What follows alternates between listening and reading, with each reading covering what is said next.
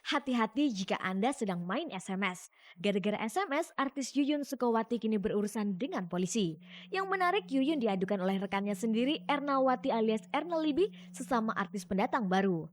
Artis sinetron Yuyun Sukawati Rabu 7 April petang menemui pengacara kondang Ruhut Sitompul untuk berkonsultasi soal pemanggilan dirinya oleh pihak yang berwajib.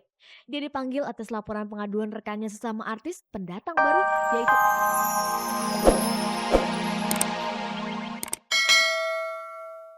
belum lagi selesai dengan masalah goyangnya, tak lama kemudian Inul kembali harus menghadapi kenyataan yang pahit. Para seniornya di PAMI yang dipimpin oleh Roma Irama turut menghujat serta memboikotnya. Melihat banyak di mana saya hadir di belantika musik dangdut gitu. Orang-orang di sekeliling saya, orang-orang dangdut, senior-senior saya yang merasa, eee, ya merasa tidak bisa menerima saya atau menerima kami para pendatang baru, itu yang paling berat itu dan paling paling menyakitkan dan paling menyedihkan dan paling melucu gitu. Itu yang membuat saya sempat berpikir, bahkan sampai sekarang pun di mata saya kesalahan saya apa, sedangkan yang lebih lebih lebih dari saya juga banyak gitu.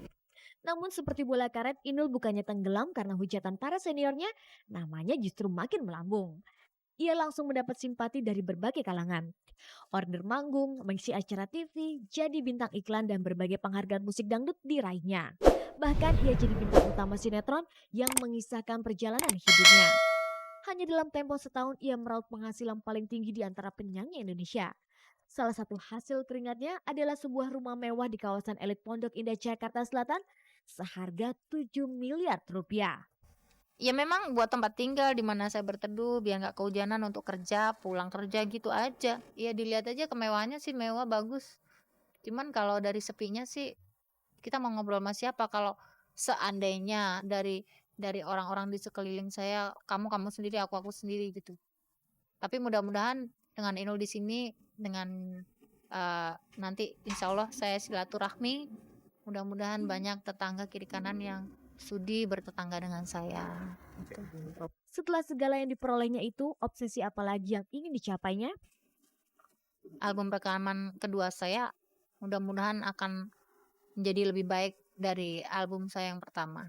Saya akan sih tetap ngebor aja gitu. Kalau memang sudah nggak kuat, umur bertambah tua, tenaga berkurang, anaknya banyak, kalau nggak bisa jaga ya, kalau nggak bisa ngebor ya udah dilepasin aja. Memang sudah waktunya yang lain ngebor gitu. Aku nggak harus, pokoknya aku harus ngebor terus ya, kalau dipaksakan ya lekrek pokoknya mas.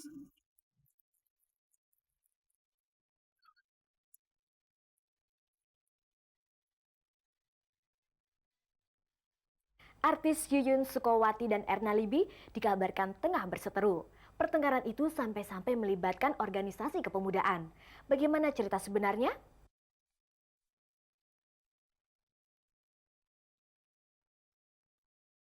Hati-hati jika Anda sedang main SMS. Gara-gara SMS, artis Yuyun Sukawati kini berurusan dengan polisi. Yang menarik, Yuyun diadukan oleh rekannya sendiri, Ernawati alias Erna Libi, sesama artis pendatang baru. Artis sinetron Yuyun Sukawati Rabu 7 April petang menemui pengacara kondang Ruhut Sitompul untuk berkonsultasi soal pemanggilan dirinya oleh pihak yang berwajib. Dia dipanggil atas laporan pengaduan rekannya sesama artis pendatang baru, yaitu Erna Libi dalam kasus SMS atau layanan pesan singkat. Dalam kesempatan konsultasi kemarin, Yuyun Sukawati sekaligus menunjukkan Ruhut Sitompul sebagai kuasa hukumnya. Malam itu juga Ruhut menyatakan menerima penunjukan tersebut. Pengacara yang juga terlibat bermain sinetron ini bahkan menjanjikan akan mendampingi Yuyun memenuhi panggilan Polda Metro Jaya tanggal 14 April mendatang. Pemanggilan Yuyun oleh pihak berwajib terkait dengan ketersinggungan Erna Libi atas isi SMS yang dikirimkan oleh Yuyun. Peristiwa itu terjadi tengah malam tanggal 8 Januari 2004. Erna yang dikenal sebagai presenter acara Angin Malam di RCTI menganggap isi SMS Yuyun menghina dan merendahkan martabatnya. Begini isi SMS Yuyun yang ditujukan kepada Erna Libi.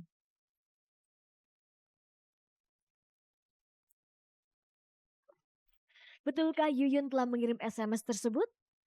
Aku, SMS-nya ke Erna ya aku bilang, "Jangan munafik deh," gitu loh, "jadi orang jangan sok suci," gitu kan. Ya, "Jangan ngerebut suami orang," apa namanya, "emang kamu tuh emang yang ngerebut suami orang," aku bilang gitu loh. Apa latar belakang Yuyun mengirim SMS itu? Sebenarnya aku sih nggak ada masalah apa-apa ya kalau sama Erna, cuma aku juga nggak ngerti. Jadi, dia tuh selalu setiap ketemu aku selalu nyindir. Kayak gitu deh. Nah, terus pas kemarin di Surabaya juga ngomong katanya aku terkenalnya hanya karena sering di infotainment lah gitu loh. Terus yang peristiwa yang dulu sensasi lah gitu. Aduh, padahal kan aku peristiwa yang dulu tuh aku lagi kena musibah gitu loh. Ya kan kok tiga-tiganya sih ngomong kayak gitu, aku pun juga nggak pernah bikin salah sama dia kok gitu loh. Kenapa gitu. Terus kemarin ketemu di Trans TV juga dia yang apa nyenggol-nyenggol aku gitu loh. Kenapa gitu loh. Aku juga nggak ngerti gitu loh. Ya itu jadi waktu aku ketemu di KC itu aku SMS itu ya karena aku nginget waktu di Surabaya Erna itu menghina aku duluan gitu loh Mbak. Jadi sebenarnya aku juga nggak mau nyubit kalau aku nggak dicubit duluan itu aja gitu loh. Apakah Yuyun sudah pernah meminta maaf kepada Erna? Langsung, iya langsung. SMS, heeh, SMS. Tapi tetap tetap tidak ditanggapi. Lantas bagaimana tanggapan Ruth Sitompul menghadapi kasus Yuyun ini? Saya baru diminta hari ini, tapi karena Yuyun masih ada show, harus keluar kota dengan, Bang Anwar Fuady, kita merujuk saja dengan panggilan. Saya bilang, "Karena ini udah panggilan kedua, kita negara hukum, kita harus hormati." Ya kalau saya sih sebenarnya masalah ini kita selesaikan melalui parsi saja. Ada ketua umum kita kok yang arif dan bijaksana Bang Anwar. Musyawarah lah, alangkah indahnya sesuatu masalah, apalagi masalah ya kesalahpahaman ya, diselesaikan dengan musyawarah. Atau Erna tetap meneruskan masalah ini, ya kita bisa lapor balik. Dan dasar hukum kita untuk melapor balik juga kuat. Gara-gara SMS itu, Erna Libby kabarnya marah besar. Dia tidak hanya mengadukan Yuyun ke polisi, namun ia juga mengancam akan mengambil tindakan kekerasan terhadap rekannya sesama artis itu. Ancaman tersebut disampaikan oleh Erna melalui SMS kepada Yuyun yang bunyinya adalah, "Saya akan adukan dia ke Polda dan saya akan suruh orang-orangku untuk mencari dia, minta pertanggungjawaban atas perbuatan kejinya terhadap Erna." Kabarnya Erna Libby menyebut organisasi pemuda tertentu untuk mengambil tindakan terhadap Yuyun. Ancaman ya, ancamannya di SMS kan ada ya bahwa pokoknya aku mau dicari deh sampai ketemu gitu loh apa sama orang-orangnya karena dia ngancam kalau kamu sampai nggak datang hari ini juga jadi ngancamnya nggak ke aku aja ngancamnya juga ke mami aku gimana ya mbak aku perempuan gitu loh aku diancam kayak gitu kan aku jadi takut gitu kan sampai istilahnya dia bilang saya akan mengobrak-abrik rumah kamu. Perihal ancaman Erna Libby yang membawa-bawa nama organisasi pemuda terkenal, ditanggapi tokoh pemuda Yoris Raweyai. Jangan kita menggerakkan kekuatan ini sebagai pressure group kan. Ini bukan zamannya lagi sekali kok. Saya akan konfirmasi itu. Ada isu yang berkembang. Saya anggap ini masih isu karena saya sendiri belum dengar. Ya saya sayangkan aja. Saya akan mungkin secara internal kita bisa menyelesaikan ini bahwa tidak pantas lah. Yang jadi persoalan begini. Dia kalau ucapkan kepada seseorang yang mungkin hebat, laki-laki atau punya power yang kuat, mungkin ya kita. Ini sama seorang perempuan kan, jadi aneh gitu kan, nggak masuk dalam logika gitu. Erna sendiri saat dihubungi melalui telepon genggamnya menolak berkomentar dan memilih untuk menyerahkan persoalan ini ke pengacaranya. Bagaimana duduk perkara sebenarnya menurut versi Erna, seperti yang dituturkan pengacaranya Wetman Sinaga? Dan berdasarkan hasil pemeriksaan saksi dapat diketahui atau dapat diketahui lah bahwasanya benar Yuyun lah pengirim SMS ke Erna melalui handphone seseorang dan pemilik handphone ini pun sudah diperiksa.